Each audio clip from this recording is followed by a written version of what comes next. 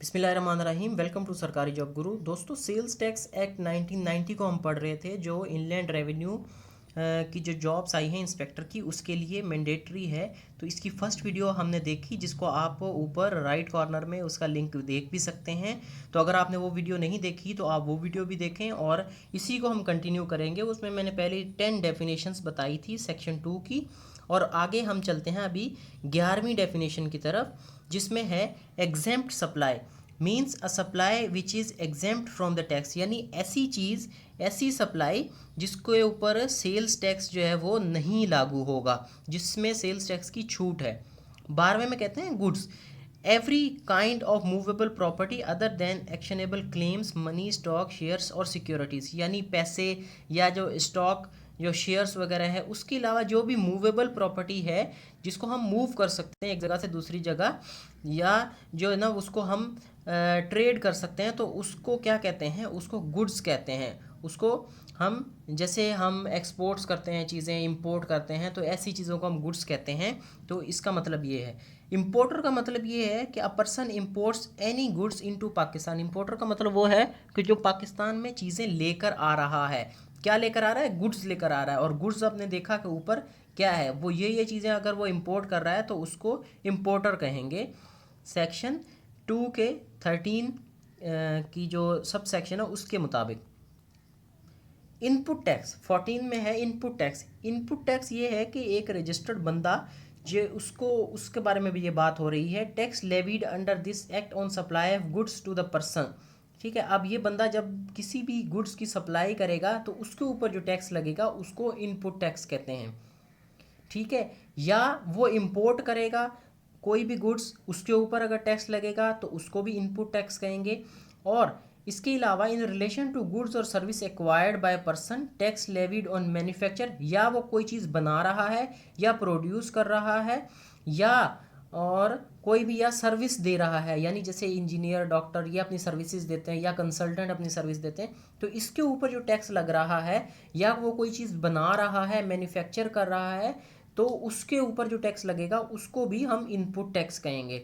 और चौथी ये है कि provincial sales tax levies on services rendered और प्रोवाइडेड टू अ पर्सन। और इसके अलावा जो प्रोविंशियल सेल्स टैक्स है वो भी सर्विसेज के ऊपर, सर्विसेज यही जैसे मैंने आपको पहले बताया कि वो इंजीनियर, डॉक्टर है, या जो है ना वो कोई कंसल्टेंट है, या कोई भी सर्विस आपको दे रहा है।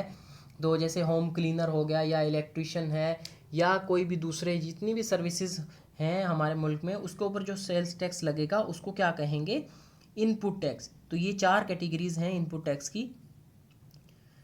अब है कीबर।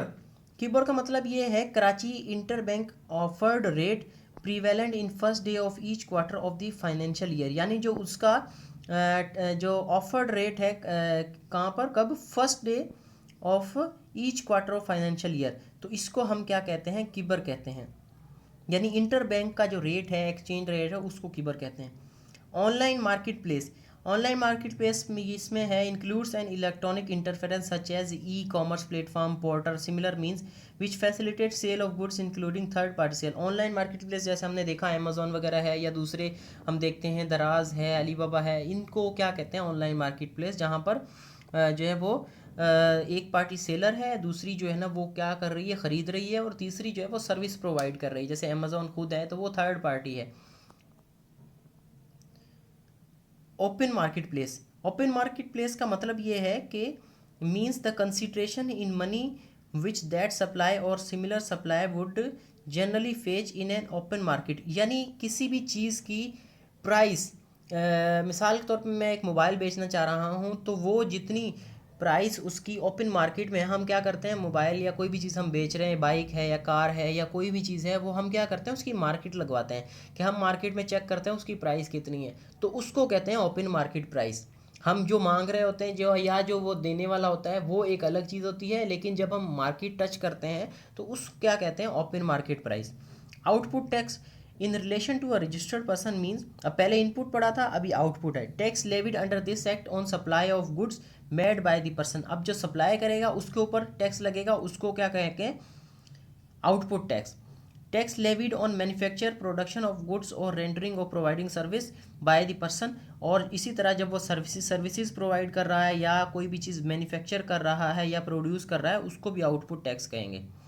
तो ये 10 डेफिनेशंस हमने आज के वीडियो में की। अगर ज़्यादा करेंगे तो वीडियो लंबी हो जाएगी, इसलिए मैं इसको पार्ट्स में कर रहा हूँ। तो अगर तो ये वीडियो आपको पसंद आई है तो प्लीज़ इसे लाइक करें, इस पर कमेंट करें और इस चैनल को ज़रूर सब्सक्राइब करें और नेक्स्ट वीडियो ज़रूर देखें। इसका लिंक आपको ऊपर राइट कॉर्नर में मिल रहा होगा, आप इस पर क्लिक करें, नेक्स्ट वीडियो की तरफ जाएंगे। उसमें भी हम डेफिनेशंस आगे पढ़ेंगे सेल्स टैक्स एक्ट में जो दी हुई हैं।